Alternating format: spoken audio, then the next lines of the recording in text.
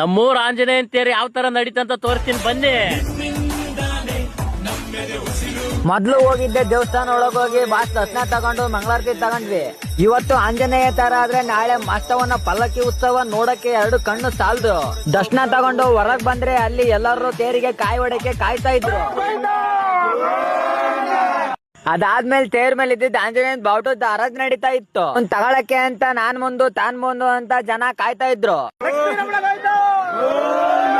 ಅದಾದ್ಮೇಲೆ ತೇರಿಗೆ ಎಲ್ಲರೂ ಕಾಯಿ ಹೊಡೆದು ತೇರು ಮುಂದೆ ಸಾಗ್ತಾ ಹೋಯ್ತು. ರಾಮ ನಾಮವ ನೆನೆದರೆ ಭಯವಿಲ್ಲ, ಆಂಜನೇಯನ ತೇರು ಎಳೆದರೆ ಕಷ್ಟವಿಲ್ಲ.